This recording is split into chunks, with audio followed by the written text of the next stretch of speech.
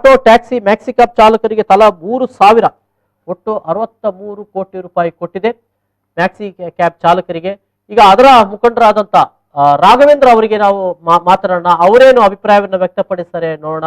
ಒಟ್ಟು ಸರ್ಕಾರದ ಅಂಕಿಅಂಶದ ಪ್ರಕಾರದಲ್ಲಿ 7,75,000 ಆಟೋ ಮತ್ತು ಟ್ಯಾಕ್ಸಿ ಡ್ರೈವರ್ಗಳಿದ್ದಾರೆ. ಬರೇ ಆಟೋ ಡ್ರೈವರ್ಗಳೇನೆ ಬೆಂಗಳೂರು ನಗರ ಪ್ರದೇಶದಲ್ಲೇನೆ 2.5 ಲಕ್ಷ ಮೇಲ್ಪಟ್ಟಿದ್ದಾರೆ. ಇನ್ನು ಉಳಿದಂತೆ 29 ಜಿಲ್ಲೆಗಳಿಂದ ಇನ್ನ 2.5 ಲಕ್ಷ ಆಟೋ ಡ್ರೈವರ್ಗಳು ಬರ್ತಾರೆ. ಆದರೆ ಸರ್ಕಾರ ಇವತ್ತವರೆಗೂ ನಮ್ಗೆ ಯಾವ್ದೇ ಒಂದು ಸೌಲಭ್ಯನೂ ಕೊಟ್ಟಿಲ್ಲ. ಆದ್ರೆ ಇವ್ರು ಕೊಟ್ಟಿರೋಂಥದ್ದು 2,10,000 ಆಟೋ ಟ್ಯಾಕ್ಸಿ ಮತ್ತು ಮ್ಯಾಕ್ಸಿ ಕ್ಯಾಬ್ ಚಾಲಕರಿಗೆ ಅಂತ 3 ವಿಭಾಗನ ಒಳಗೊಂಡಂತೆ 63 ಕೋಟಿ ರೂಪಾಯಿಗಳನ್ನ ಮೀಸಲಿಟ್ಟಿರೋದು ಪ್ಯಾಕೇಜ್ ಅನ್ನ ಘೋಷಣೆ ಮಾಡಿರೋಂಥದ್ದು. ಆದರೆ ಇದು ಆನೆ ಒಟ್ಟಿಗೆ ಅರೆಕಾಸಿನ ಮಜ್ಜಿಗೆ ಅಂದಂಗೆ ಆಗಿದೆ. ದೊಡ್ಡ ಪ್ರಮಾಣದಲ್ಲಿ ಚಾಲಕರುಗಳಿದ್ದಾರೆ, ಇವತ್ತಿನ ದಿನ ಸಂಕಷ್ಟ ಪರಿಸ್ಥಿತಿಯನ್ನ ಎದುರಿಸ್ತಾ ಇದ್ದಾರೆ. ಆದ್ರೆ ಇವತ್ತವರೆಗೂ ಅವ್ರಿಗೆ 3,000 ರೂಪಾಯಿ ಕೊಟ್ಟು ಪೂರ್ಣ ಪ್ರಮಾಣದಲ್ಲೂ ಅದು ಕೊಟ್ಟಿಲ್ಲ. ಒಂದು 30% ಇಂದ 40% ಮಾತ್ರನೇ ಇವರು ಕೊಟ್ಟಿರೋಂತ ಇದು ಏನಂದ್ರೆ ಮೂಗಿಗೆ ತುಪ್ಪ ಸೌರ ಅಂತದ್ದು.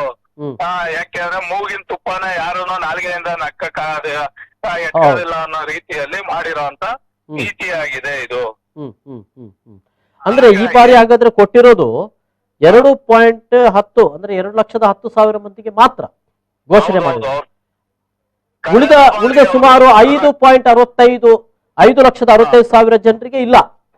ಹೌದೌದು, ಅವರು ಕಳೆದ ಬಾರಿ 5,000 ಘೋಷಣೆ ಮಾಡಿದಾಗ 20 ಲಕ್ಷ ಕೋಟಿ ಘೋಷಣೆ ಮಾಡದಂತ ಸಂದರ್ಭದಲ್ಲಿ ಅವ್ರು ಏನ್ ಹೇಳಿದ್ದು, ಒಟ್ಟು 7,75,000 ಜನ ಡ್ರೈವರ್ಗಳಿದ್ದಾರೆ ಅಂತ.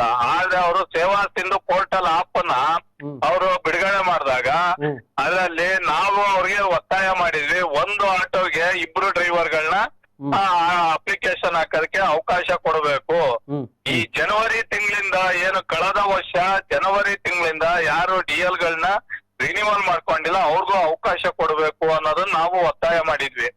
ಆದ್ರೆ ಅವರು ಕೆಲವೊಂದು ತಾಂತ್ರಿಕ ದೋಷಗಳನ್ನ ಅಳವಡಿಸಿ DBTL ಸಿಸ್ಟಮ್ ಅಂತ ಹೇಳಿ ಅಳವಡಿಸಿ ಅರ್ಜಿ ಹಾಕೋದಕ್ಕೆ ಕೇವಲ 2,54,000 ಅರ್ಜಿಗಳು ಮಾತ್ರನೇ ಸರ್ಕಾರದ ಮಟ್ಟದಲ್ಲಿ ಅರ್ಜಿ ಹಾಕೋದಕ್ಕೆ ಸಾಧ್ಯ ಆಗಿದ್ದು.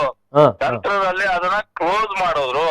ನಾವು ಎಷ್ಟೇ ಬಾರಿ ಸಾರಿಗೆ ಸಚಿವರು ಹಾಗೂ ಉಪ ಮುಖ್ಯಮಂತ್ರಿಗಳಾದಂತ ಲಕ್ಷ್ಮಣ್ ಸವದಿ ಅವ್ರನ್ನ 3-4 ಬಾರಿ ಮೀಟಿಂಗ್ ಅನ್ನ ಮಾಡಿಸಿ ನಾವು ಒತ್ತಾಯ ಮಾಡಿದ್ವಿ.